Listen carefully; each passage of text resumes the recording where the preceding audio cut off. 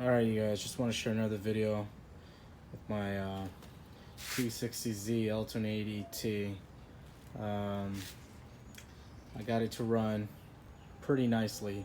Only thing is the AFR is right around 13.8.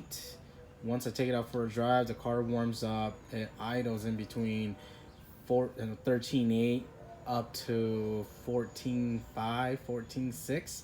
Just kind of goes back and forth, and then it'll kind of hit a spot where it'll go down to like 12.8 for like a minute or two, and it'll kind of go back up into the upper 13s and eventually see its way into the very low 14s as far as AFRs.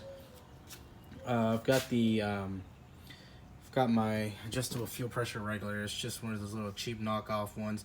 Anyways, I've got that set to right around 22 psi with vacuum. Without vacuum, it goes up to roughly about 32. And then according to the FSM book, I guess that's what it's called, factory service manual, it's without vacuum anywhere from 32 to 36, I believe. I believe that's what it is.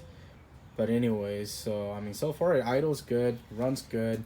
The only thing is that when I start the car, it takes up to 10 seconds to finally get it going. But I did a lot of reading, and everybody's saying it's probably because, you know, I mean, the intercooler pipings and all that stuff can be one of the reasons for that. And not only that, I'm running on the stock ECU. I did eliminate a lot of the air control stuff, the VCM, the idle air control module, valve, EGR was chopped off. You can see that was chopped off. I believe this is where the cold start injector was. That was also eliminated. So the only thing I have coming out of it is the brake booster. This right here goes to the adjustable fuel pressure regulator, and this right here goes to the blowout valve. And I think that's the only thing that I have coming out of the intake manifold. I am running throttle cable.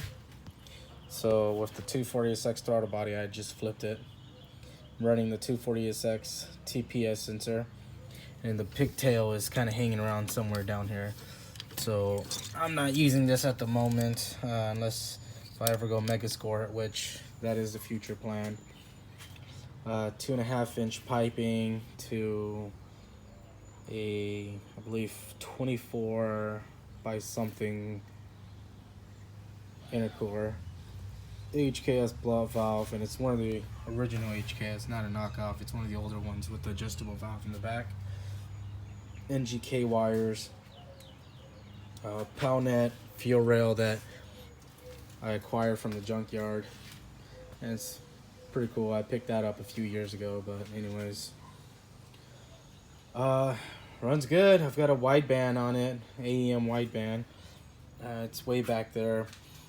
And then this was just all for fun right here. I've been seeing some people saying you can use a Honda Civic one, so hey, why not? 25 bucks. 91 to 95 Honda Civic front strut bar. You can get it for like 22 bucks, I think, on eBay. Is what I paid for mine.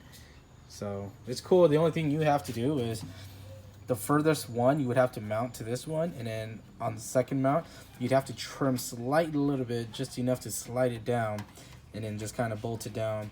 A lot of people saying that I should drill a hole here, but no, it's just a temporary thing. It's just for fun. But anyways, I mean, it looks good, man. I mean, it looks good with the strut bar, except, I mean, you know, you've got all this gap right here, but other than that, that's pretty much it, man. Interior of this car is pretty flawless. It's pretty good. So that's the interior, except for the dash. All these dash are cracked. It's not too bad. I've got this right here, and what I do with it, I just kind of tuck it right there next to it. So that's pretty much it, man. Stock turbo, 2.5 downpipe. AFM's tucked in down there, so all that will get eliminated as soon as I go Megasport, but that probably won't happen anytime soon. So that is it. Oh, and I'm running a FC oil cooler, and it's adapted to one of the automatic oil cooler. Well, these oil coolers only came on the l28et automatic transmissions, so that's cool. I was able to get that. Running a 82 5-speed, so it's the short ratio. So that's it. Thanks.